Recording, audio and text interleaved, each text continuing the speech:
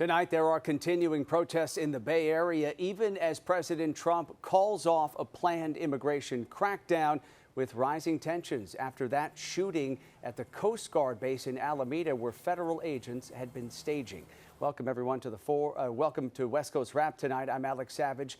Demonstrations continue in Oakland against that federal immigration operation that eventually was canceled. Now, following that shooting by Coast Guard officers last night, dozens of protesters remained outside the base in Alameda today, with the Highway Patrol controlling the crowd to allow cars to drive off of that base. Last night, Coast Guard officers fired at that rental truck that was driving in reverse toward the entrance to Coast Guard Island in Alameda.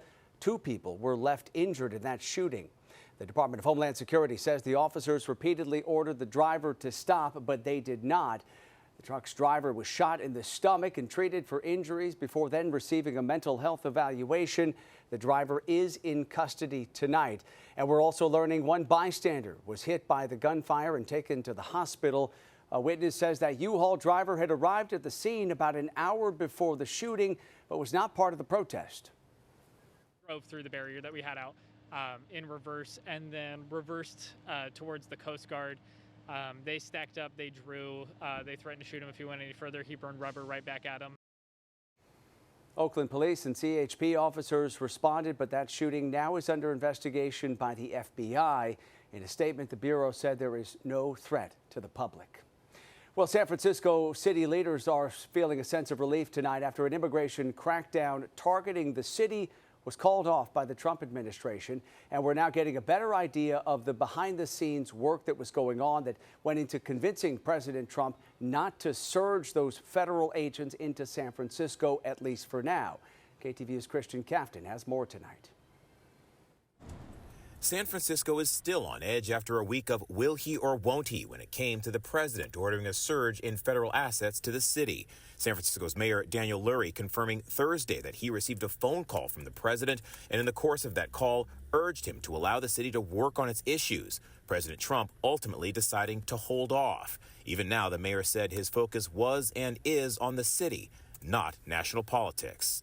I'm focused on what I can control, and that is making sure that we continue to tackle crime here, focus on our behavioral health crisis, and making sure that we tell the world that San Francisco is on the rise. Since he took office, Mayor Lurie has repeatedly avoided conflict with President Trump, even when the city came under President Trump's criticism.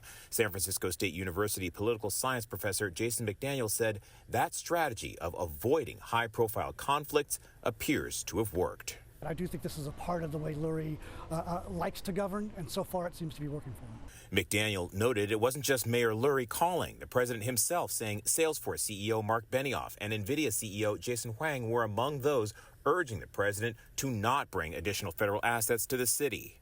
As you probably know, maybe you heard we were going to do a big surge in San Francisco, but I got a great call from some incredible people, some friends of mine, very successful people.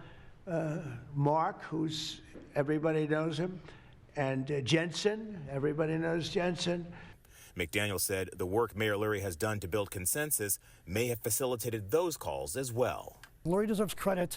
It's not just the billionaires talking to Trump, it's Lurie initiating that. And I think the success of it is clear because how often have we seen one person, one politician get praise from both Trump and Nancy Pelosi in a single day? That shows that he probably did something right. There's been no word of any follow-up phone calls, but the mayor did address those with lingering concerns about a potential deployment. I would say we are in close coordination with the Rapid Response Network. We continue to meet with immigrant leaders, faith leaders, and I would urge people to communicate and to stay strong. We have power in our community, and I would urge people not to panic. Mayor Lurie saying he is also in close communications with the mayors of San Jose and Oakland to monitor the very latest developments on this issue. In San Francisco, Christian Cafton, KTVU, Fox 2 News. The semi-truck driver accused of causing a deadly pileup in Southern California pleaded not guilty today in court. 21-year-old Jashanpreet Singh is charged with vehicular manslaughter while intoxicated. That crash happened Tuesday along I-10 in Ontario, and it left 3 people dead. Authorities say Singh is an undocumented immigrant But he did have a commercial driver's license despite federal rules barring undocumented immigrants from obtaining them. California Governor Gavin Newsom says federal officials repeatedly approved Singh's employment authorization. Singh remains in custody tonight. He's being held without bail. Well, tonight, 2 farm workers are being honored for their heroism after saving nearly 20 students from a burning school bus last month. This happened in Madera County in Fresno. Fox 26's Christina Rodriguez has more tonight on this incredible rescue. What began as a small fire ended in a heroic save. Honestly, we honestly just saw the fire and we're like, you know what? It's best to get them out, make sure they're safe, and just make sure they're safe. That's the main part. The Madera County Board of Supervisors presented a formal proclamation honoring both men, along with a certificate of recognition from State Senator Ana Caballero, calling their actions a testament to community, compassion, and courage. Our boss, Rafa Pizzaresi, telling them, God put you in that place for a reason, and that was to help out the kids, help out the community right there. The men were fixing a broken tractor just southwest of Madera on September 4th, distant from their typical work area. They noticed the flames on the back end and ran to help. I have a bunch of nieces and nephews, and 2 of my nieces actually get picked up by one of those buses around that area, so I had to make sure that they weren't on there either. The bus, which had stalled near Avenue 8 and Road 23.5, wouldn't start and had students on board. For these gentlemen to have the fortitude and situational awareness to get these children off made a big difference in what could have been a very terrible outcome. For Perea, who's worked in the Madera area for over 30 years, this was personal. He's happy because he's had his whole life here for like 20 to 30 plus years here in Madera, and he's happy to help out the community and to show his faith just here in Madera. A normal day in the fields turned into a life-saving moment, thanks to 2 men who just happened to be in the right place at the right time. In Madera, Christina Rodriguez, Fox 26 News. Incredible work by those 2. In Washington, a man is behind bars tonight accused of pointing a laser at a sheriff's helicopter. Hey, we're getting laser struck over your city. I've got the suspect vehicle in sight if you can assist us with this. You can see in that video the pilot of the King County Sheriff's helicopter quickly pinpointed the car and then followed it for several minutes. Eventually, the chopper captured Auburn police pulling the car over. It turns out that it appears the passenger was the one with the laser. Police ultimately recovered the laser during the arrest. The man was booked into the King County Jail. Pointing a laser at an aircraft is a federal offense that's punishable by up to 5 years in prison and a $250,000 fine. Tonight, we are getting more insight into the high-profile FBI sports gambling investigation. Experts say it's raising some serious questions about the integrity of professional sports and the future of legalized gambling. Fox 12's Leslie Dominique has more tonight from a law professor who says this kind of scandal was inevitable. The sports world is reacting to the arrest of Blazers head coach Chauncey Billups, who's accused of participating in an illegal gambling ring. Now, one University of Oregon law professor is weighing in on what this means for the integrity of sports and what prosecutors search for as far as evidence in cases like this. With the explosion of sports gambling in the United States over the last 6-7 years, I think it was inevitable that we were going to see this type of situation. Portland Trail Blazers head coach Chauncey Billups is among dozens charged in a federal case involving high-stakes poker games tied to organized crime. In a separate sports betting indictment, the description of co-conspirator 8, who allegedly told a bettor that several Trail Blazers players would miss a 2023 game against the Bulls, matched the place of residence, playing, and coach career of Billups. Billups faces wire fraud and money laundering charges, accused of participating in rigged poker games involving hidden cameras, marked cards, and modified shufflers to cheat players out of an estimated $7 million. David Weber, Associate Professor of Law and Faculty Director of the Sports Law Program at the University of Oregon, says that because of how involved these cases are with technology, they're becoming easier for prosecutors to investigate. One of the things that they're looking at are unusual betting practices or swings. And so in the past, we might have seen more bets placed around the ultimate outcome of a game, who's going to win or lose. Now we see just as many, if not more, prop bets or side bets. And these are much more easily manipulable by the athletes. Weber says professional sports leagues across the country have put strict rules in place on sports-related gambling. While they differ from sport to sport, athletes and coaches are prohibited from betting within their own sport. He adds that sports leagues sell integrity, but that image is being tested. With high-profile figures now facing these allegations, fans may begin to question the legitimacy of the game. Is people always say and question, why are these professional athletes or these people on these professional teams, why are they doing this? They're already making so much money. And I think it typically comes down to common facts where it's either the money is just too easy, too quick to pass up, or there's some personal circumstance going on where they need access to quick money. As for legislative changes, Professor Weber doesn't expect major shifts in state law, but says we could see limits on prop or side bets, which he says are more easily manipulated by athletes at both collegiate and professional levels. For now, reporting in North Portland, Leslie Dominique, Fox 12 Oregon. Still ahead tonight here on West Coast Wrap, a California family updating their lawsuit against OpenAI, why they're blaming the tech company's popular chatbot for the death of their teenage son. Also tonight, why President Trump's suggestion of buying Argentine beef could potentially cost jobs in Colorado and hurt businesses there.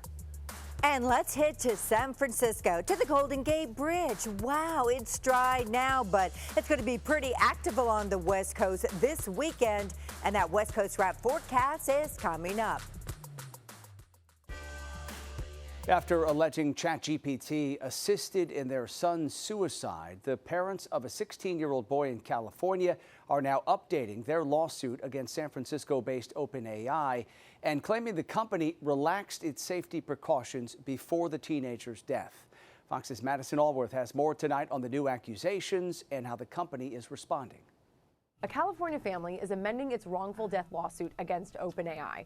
They claim the company weakened safeguards twice before their 16-year-old son took his own life, using a method suggested by ChatGPT. He started using ChatGPT to help with homework. It just started getting horrible, and it brought him into this really dark place. The filing alleges that last May, OpenAI, quote, replaced its long-standing outright refusal protocol with a new instruction. When users discuss suicide or self-harm, ChatGPT should provide a space for users to feel heard and understood, and never change or quit the conversation.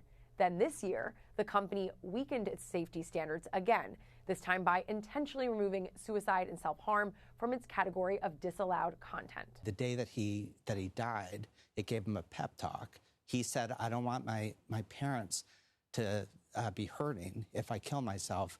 And ChatGPT said, you don't owe them anything. Can I write a suicide note for you? In a statement, OpenAI says, quote, teen well-being is a top priority for us, adding it has safeguards in place such as directing users to crisis hotlines. The company also recently launched a feature allowing parents and teenagers to opt in for stronger chatbot protections by linking their accounts. While multiple bills have been introduced, no comprehensive legislation regulating the development of AI has been enacted at the federal level. In New York, I'm Madison Allworth, Fox Business. 24 days into the government shutdown, and more Americans are starting to feel the effects. Federal employees are set to miss their first full paychecks, and SNAP benefits could end in a week. Leaders are calling on the White House to fund SNAP if the government doesn't reopen in time. Workers like air traffic controllers will miss their first full paycheck in a few days. Workforce shortages have already been causing many flight delays, and now future employees are bailing from the FAA Academy. Asking themselves, why do I want to go into a profession where I could work hard and have the potential of not being paid for my services? In Washington, D.C., Democrats are still holding out for an extension of Obamacare subsidies, with millions of Americans set to see their insurance costs skyrocket. The clock is ticking with open enrollment starting in just 1 week. Colorado lawmakers are criticizing President Trump's suggestion of buying Argentine beef. They say this would cause chaos in U.S. markets and could cause the state of Colorado to lose jobs and millions of dollars. According to the Colorado Cattlemen's Association, cattle production is the state's top agricultural commodity, with 2.7 million head of cattle raised by families in every county. Lawmakers Dylan Roberts and Karen McCormick put out a joint statement calling the suggestion, quote, reckless, and arguing it would cause chaos in U.S. markets and undercut local producers. I think you've already seen it in the markets. There was stuff out there that, the market's kind of tailed off a little bit. We've kind of seen a record high right now. The big thing is bringing beef in from somewhere else. I'd rather see it be an American-made product. An economic analysis from the governor's office of state planning and budgeting says bringing in beef could result in Colorado losing more than 260, losing a number of jobs and nearly $80 million in economic output. Rainy weather is moving into the Pacific Northwest this weekend, and the city of Portland is getting ready for possible street flooding. Workers are making sure that storm drains across the city are clear, and they're urging neighbors to check the drainage around their homes as well, or even adopt their local storm drain to make sure that debris doesn't clog them up and cause water to back up into the streets. I knew the rain was coming, so I actually got up and cleaned out some of the gutters, and we kind of pay attention to some of the stuff around our house to make sure there's adequate drainage. People who live in southeast Portland know how quickly flooding can turn serious. In December of 2023, a man was swept away and drowned in the rain-swollen Johnson Creek. All right, let's talk about our forecast here across the West, and we'll bring in meteorologist Roberta Gonzalez, who is tracking those storms for the weekend. Hey, you Roberta. were talking about adopting a drain? Yeah. Yeah, I big. adopted a drain in my neighborhood. Oh, you did? Okay. I named it. Oh, yeah? What did you name it? Draymond Green. Draymond Green. I'll be here all night. I like that. Very good. Hi, everybody. Yeah, clean out your drains and gutters. It's that time. In fact, this storm is here. This is an atmospheric river. It's banging up against the Pacific Northwest. But look at this other secondary system that is developing right on its heels here. It's going to be raining for days and throughout the Pacific Northwest. Watch this. The rain has arrived. And as you see this system plow through the Pacific Northwest, here's that secondary system.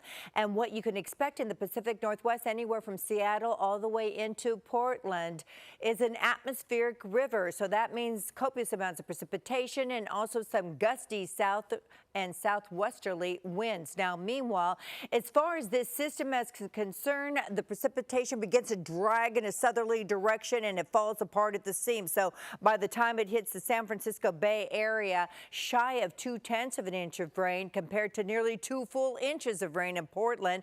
And Los Angeles, you're void of any of the activity. Take a look at this. It is raining in Seattle. The high temperature today, 58 degrees. Meanwhile, we take you to the San Francisco area where the high temperature today, 63, and you see the clouds. This is in front of that frontal boundary that is going to be plowing into the Bay Area. This is the marine layer that's now invading the Los Angeles area. This is LAX where the high temperature today, 81 degrees. That's above average for this time of the year and slightly below average. Phoenix at sunset, 85 degrees. So let's walk you through it again right now. It's 64 in Reno, 48 degrees in Denver. Area of low pressure bringing rain showers across the Seattle area, spotty showers around the Bay Area, and nothing for Southern California. As we head into the Reno and Nevada area, you're on the tail end of this system. The same story around Utah. And then we begin to see a secondary system plow right there into Seattle all the way into Medford. This goes into Monday and Tuesday, void of the Bay Area. So let's paint your forecast like this.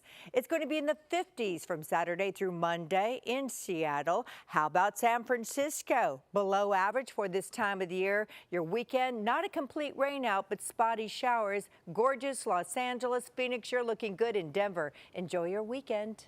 All right, have a good one, Roberta. Thank you. Still to come tonight here on West Coast Wrap, new flights between San Francisco and the San Diego area. We'll tell you about these new non-stops. Also saying goodbye to Phoenix Zoo, celebrating the departure of 2 lions and doing it in a very special way.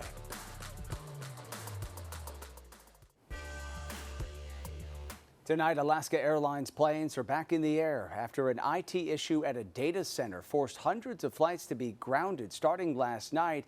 This even caused nationwide delays well into the morning hours. This was the second ground stop over the past few months for the Seattle-based carrier. Flights were halted back in July for nearly 3 hours, also because of a tech issue. Well, United Airlines is expanding its reach across California with the addition of a new nonstop route connecting Carlsbad to San Francisco for the first time. This would consist of 2 daily round-trip flights to San Francisco, and there are also going to be the addition of 2 daily round-trip flights to Denver from SFO. Nearby neighbors in the Carlsbad area have already started to push back, though, against these proposed flights, citing noise in the area, while others say they support the move, saying it makes the drive to the airport a little more convenient. Really loud early in the morning. That first few flights out in the morning are loud. Flight leaves in 10 minutes. We gotta go. I mean, it would be that close for us for sure. 8 more flights a day is not really going to affect anybody's, life negatively. It'd be nice to take a 10-minute drive to an airport as opposed to driving an hour south. This is the first time United has launched a direct connection from Carlsbad, north of San Diego, to its major hub at SFO. The new service will get underway on March 30th of next year. 2 fossilized dinosaur mummies unearthed by scientists are now revealing something never seen before: hoofed feet. Scientists found those fossils in Wyoming. The duck-billed species they belong to were alive about 66 million years ago. The dinosaurs were about 42 feet long, which is as long as a T-Rex. Scientists say the skeletons were very well preserved, making them practically mummies, which gave them one of the most detailed views ever of a dinosaur this size. Very thin, almost like the clay you put on your face to clean it.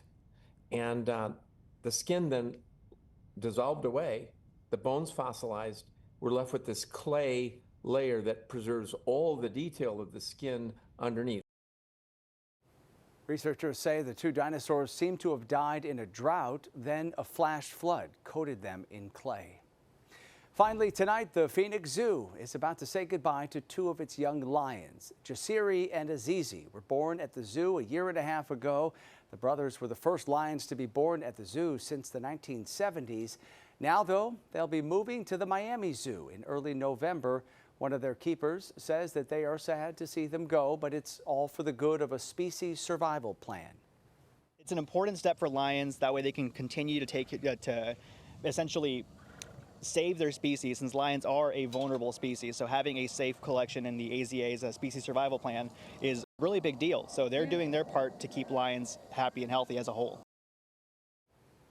The Phoenix Zoo is going to be hosting a Miami Vice-themed party to send off their feline friend. That should be a lot of fun, but certainly sad for folks at the Phoenix Zoo to see them go. That does it for West Coast Wrap tonight. We appreciate you watching, as always, and a quick reminder before we head out tonight, you can always stay up to date on the big stories we're covering across the West Coast by heading to our website. It's right there, westcoastwrap.com. And don't forget to stream our shows on your smart TV by downloading the free Fox Local app. We'll leave you with a gorgeous shot here of downtown San Francisco tonight. Have a great night and a great weekend.